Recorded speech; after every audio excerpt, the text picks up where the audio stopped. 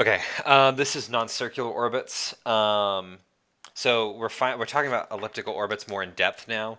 When you do non-circular or elliptical orbits, you can only use two equations, right? You cannot use the centripetal motion equation because it's not accurate to be used here. You can only use conservation of energy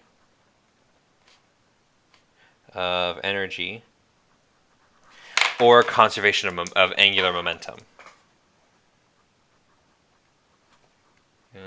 Of angular momentum. Okay. So conservation angular momentum. Conservation energy is just going to be 1/2 mv initial, not plus, sorry, that should be minus big G, little m, big M over r initial, because the radius is going to change in elliptical orbit, right? You'll have different radii at different radius at different points. And then you set that equal to 1/2 mv final squared minus g little m big M over r final. Okay. And what you actually can notice here is a little secret. You can actually cancel out your little m's all the way through so that you're not having to calculate as much as you go through. Okay. For conservation of angular momentum, you're just going to do mv initial r initial sine theta initial equals m v final r final sine of theta final. Okay? So, I don't know why I put parentheses on that. You don't need the parentheses on that. Okay. Okay. So, and then again, understand that you can cancel out your little m's here too, because that doesn't even matter. And theta is the angle between the r vector and the v vector. So for example, if we had our planet was at the furthest point from the star, and let's say it's orbiting clockwise, so it's going this way. Okay, there's my v vector. The r vector points from the star to the planet. So the angle right here is just 90, right? But the case is a little bit different when you have a planet right here, when the planet's in a different spot, and then when the r vector points, okay, is r vector, that angle right here is now different, okay? So that's just something to keep in mind, okay? Perigee, you're going to hear these terms perigee and apogee, and even though they apply specifically to the sun and the earth, you're going to hear them kind of used universally. Perigee is the point in an orbit where that is closest to Earth. Okay. Apogee is the point where it's furthest from Earth.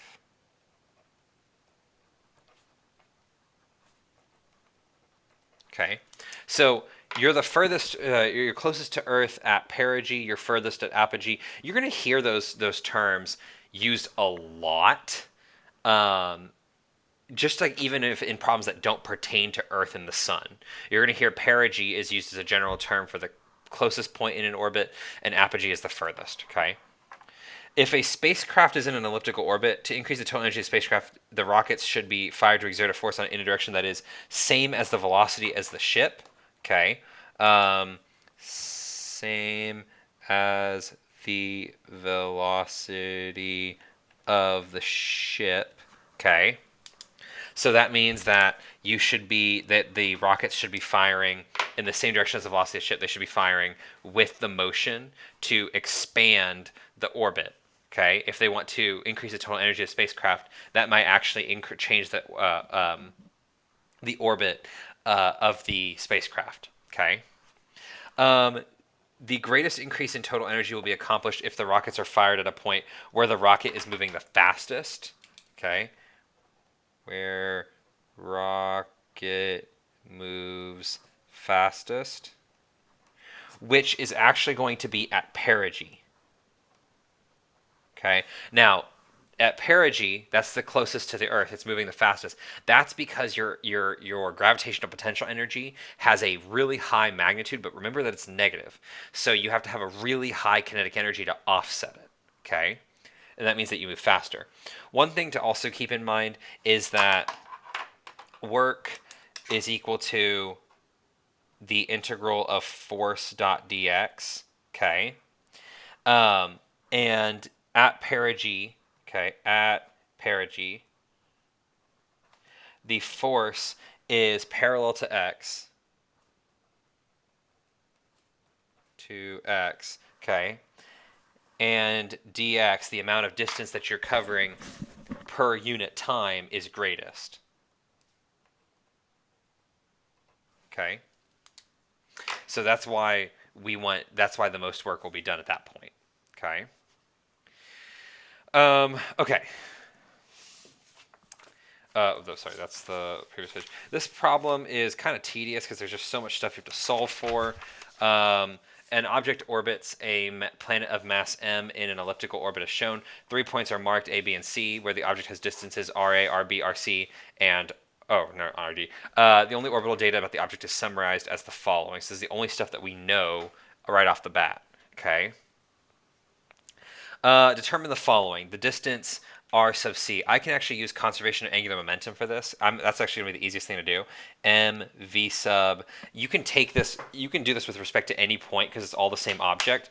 I'm given the most data about A, so I'm going to use A as my other point. So v sub A, r sub A times the sine of theta sub A. Okay. Equals m v sub c, r sub c, sine of theta sub c. And you're thinking, oh my gosh, but I got all these sines, I don't know, I'm not given the angle. Well, yeah, you're not, but look, the angle between r and v is 90 degrees at both of them. When sine of 90 is just 1. So really, I can actually eliminate a lot of stuff here. My m's are going to be the same, so it cancels out, and the sines are going to end up being 1, so that I don't even have to worry about them. Okay? Or you could look at it as being, well, they're both sine of 90 and they're both on opposite sides, so I can cancel them out. That's fine too. Okay, either one gets you the same thing. V sub A times R sub A equals V sub C times R sub C. Okay, plug everything in. The velocity A is 2700. The radius of A is 1 times 10 to the 8th. At C, the velocity is 300. Okay, and then I don't know what R sub C is going to be. Well, you calculate all that out. You just punch that into your calculator, and you should get R sub C is equal to 9 times 10 to the 8th meters. Okay? Beautiful. Incredible, right? Okay. Okay. The mass of the planet M. Okay. So, to figure that part out, I am going to use the conservation of energy. Okay, so I'm going to do 1/2. I'm going to, let's see, I can take this with any 2 points. I'm actually going to do it with respect to A and C because I have the most data for both of those. So I'm going to do 1/2 m sub A v sub A squared plus, or sorry, minus, it should be minus g little m big M over R equals 1/2 mc vc squared minus g little m big M, oh sorry, R sub A, R sub C. Okay. I can still cancel out my m's though, so that's pretty good. I don't know why I put m sub A. M sub A and m sub C are all going to be the same, so it doesn't even matter. Okay. So the only m left in this equation is what I'm solving for now. Okay. I get 1/2 v sub A squared minus g big M over R sub A equals 1/2 v sub C squared minus g big M over R sub C. Oh my gosh, what a mess, right? If I get all my GMs on one side, because I want to get all my big M's on one side, I'm going to get all my GMs on one side. I'm just going to move all my velocities the other side too, so I can get all my M's on one side. And this will give me, so I subtract this, I add that. It ends up being 1/2.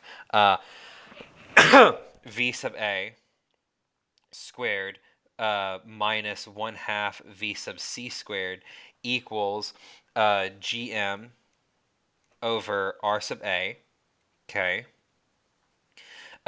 minus gm r sub c. Now, I do have on the right side, and left side I have 1/2 in common. I can factor that out. So you can do 1/2 v sub a squared minus v sub c squared. Okay. And then on the right side, I can factor out my GMs, G big M, and then I get 1 over R sub A minus 1 over R sub C. Okay. And so this is going to get to be a really, really big, like, it's going to be a really big equation. Okay. If I divide both sides by capital G and by the what's in my parentheses right here, I will get that big M should be equal to um, VA squared minus VC squared over 2G 1 over R sub A minus 1 over R sub C. Oh my gosh. I really got to do all this. Yeah. When you plug in all your numbers, which I'm going to omit that step because I trust that you can do that. We've solved out R sub C. You're given all your numbers up here. It's not that hard. You should end up getting that M will be equal to about 4. Oh, sorry. What I did was I just divided by this right here. This should actually be GM. And the reason I'm leaving it like this is because I'm actually going to use this later. Okay, I ended up getting that GM was equal to 4.05 times 10 to the 14th power. Okay, and then what I did was then I divided that by G to get, so this is GM, but capital M itself is just going to be equal to 6.07 times 10 to the 24th kilograms. Okay, and the reason I'm saving the GM is because I'm going to use it later. Okay, I guess on the test you wouldn't really like know that, but you know, you could just take your M and multiply it by G, honestly. Okay, to get the speed VB, I'm going to have to do more conservation of energy, which is just so much fun. I love conservation of energy. I'm so tired of using it. Did I say that out loud? Okay. V sub B is 1/2. I'm going to do with from B to A. So B is going to be mVB squared minus G little m big M over R sub B equals 1/2 mv sub, I'm going to do this with respect to A because I have the most data for that, minus G little m big M over R sub A. Okay. All right. So now all I got to do is I can cancel out my M's again. Okay. Okay. I need to get V sub B by itself, so this is actually a little bit easier than the previous one. So I'm going to add this to the other side, and then I'm going to multiply by 2. So I should end up getting that V sub B is going to be equal to V sub A, because again, when I multiply by 2, it cancels out that 1/2, but then I have to do it to my other terms too. So then it's going to be plus 2 GM over R sub B minus 2 GM R sub A. Okay. Now I can factor out my 2GM if I want to. Okay. And I do. So this is going to be that plus, 2GM times 1 over R sub B minus 1 over R sub A. Okay. Okay. So, okay, so we got that. Okay. Now, I already know what GM is because I solved it earlier. That's why I left it like that. So I can just plug in all my stuff. I'm just going to go ahead and plug in all my numbers now. Okay. And V sub A, I already got, or I'm given is 27,000. Okay. 2700, not 27,000. Okay. And this should be squared. My bad. Okay. 27,000 or 2700 squared plus 2 times 4.05 times 10 to the 14th times 1 over R sub B is 5 times 10 to the 8th Okay. Minus 1 over 1 times 10 to the 8th. Okay. And when I calculate all this out, you would then have to square root it. Okay. So you should end up getting V sub B is equal to 900 meters per second. Okay. That's about what I got. Okay. Okay, and the final part is the angle theta. This part is kind of interesting because you do have to, there's one part at the end that kind of makes it a little bit confusing. But whenever we're asked to find angle, we have to use conservation of angular momentum, which, thank gosh, because it's the easier equation, right? I'm going to do this from B to A, okay? Because I have to include B in there somewhere because that's the angle I'm trying to find. M V sub B R sub B sine of theta sub B equals M V sub A R sub A sine of theta sub A. Okay? Okay. Now, again, I already established that, okay, M's can cancel out. I already established that this is just going to be 1, so I don't need to worry about that. So this is really just going to be V sub B R sub B sine theta sub B equals V sub A R sub A. And all I got to do is just plug in all my numbers, okay? V sub B is 900, as I solved earlier. The distance at B is 5 times 10 to the 8th, okay? Sine of theta sub B, I don't know what that is yet. And then the velocity A is 2700. And the radius of A is 1 times 10 to the 8th. Okay, now what I'm going to have to do is I'm going to divide the 900 times 5 times 10 to the 8th on both sides. And that will end up giving me, so sine of theta sub B would be equal to, it should be equal to approximately, so you can actually make a couple of simplifications here. I actually can cancel out my times 10 to the 8ths, okay? Because I actually was able to cancel out my times 10 to the 8ths because this is all just being multiplied together, right? So you can do that. You can cancel those out. And so this really just becomes 900 times 5. This really becomes 2700 times 1, which is 2700, divided by 900 times 5, which should be 4500. Okay. So it should be 27 over 4500. Okay, really it's just 27 over 45. It's the same thing. Okay, you can cancel out your zeros if you want. And this ends up being 27 over 45 ends up being 3/5. Okay.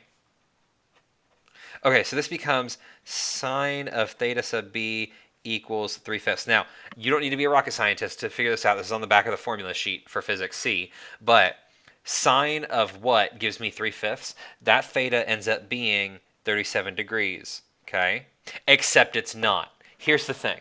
Okay. When I solved for the angle, I did not solve for the right angle. Okay. I solved for this angle. There's a reason why that works out. It's because sine of 37 degrees is 3/5, but sine of this angle is also 3/5. Okay? So here's the thing, right? Where am I at?